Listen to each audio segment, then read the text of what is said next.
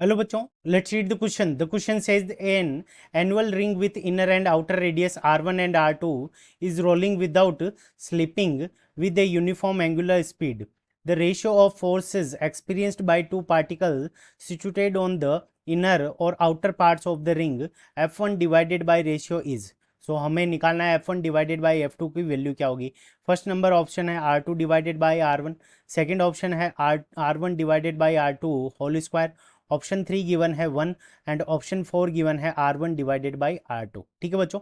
सो ये हमारी रिंग हो जाएगी. अब इसके अंदर देखो, जो आउटर रेडियस है वो हमारी कितनी है, inner and outer radius r2 है, इनर रेडियस r1 है.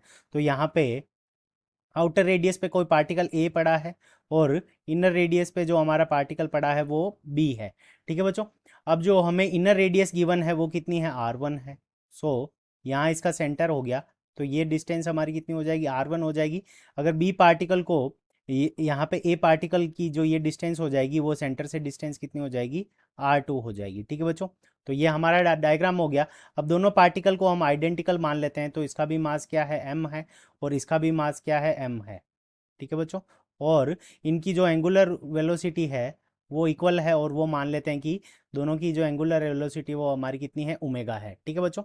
सो इस क्वेश्चन को करने के लिए हम क्या करेंगे, की कंसेप्ट अप्लाई करेंगे, की कंसेप्ट. ठीक है बच्चों. और की कंसेप्ट के अंदर हमारा क्या होगा कि जब ये ओमेगा वेलोसिटी से जब मूव करेंगे, ओमेगा एंगुलर स्पीड से, तो इनके ऊपर क्या लगेगा, सेंट्रीपिटल फोर्स लगेगा. और सेंट्रीपिटल फोर्स की वैल्यू कितनी हो जाएगी हमारी, एम ओमेगा स्क्वायर और मल्टीप्लाइड बाई आर. ठीक है बच्चों. ओमेगा एम क्या हो जाएगा, मास हो जाएगा. ओमेगा क्या हो जाएगी, उनकी एंगुलर स्पीड. और आर उनकी क्या हो जाएगी, डिस्टेंस फ्रॉम सेंटर, रेडियस हो जाएगी. ठीक है बच्चों. तो अगर हम पहले पार्टिकल बी पार्टिकल के लिए देखें तो F1 बराबर हमारा क्या हो जाएगा. सो F1 F1 is equals to, अब इसका मास हमारा कितना है, m है. सो m एंगुलर वेलोसिटी क्या है, ओमेगा एम ओमेगा स्क्वायर, और यहाँ पे इसकी रेडियस कितनी है, r1. ठीक है बच्चों. तो ये हमारी इक्वेशन नंबर फर्स्ट हो जाएगी, एम ओमेगा स्क्वायर r1. अब इसी तरह से हम F2 के लिए निकालेंगे, यानी दूसरा पार्टिकल ए पार्टिकल के लिए.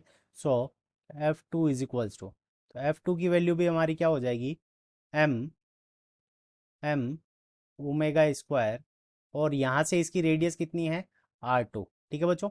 सो ये हो जाएगी r2, और ये हो गई हमारी equation number second.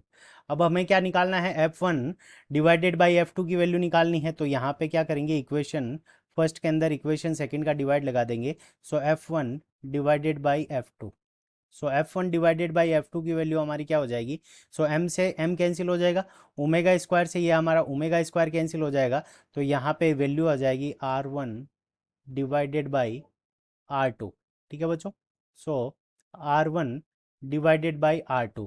So r1 divided by r2 option number fourth में गिवन है. So option 4 is the correct answer of this question. I hope you understood it well. Best of luck. Thank you.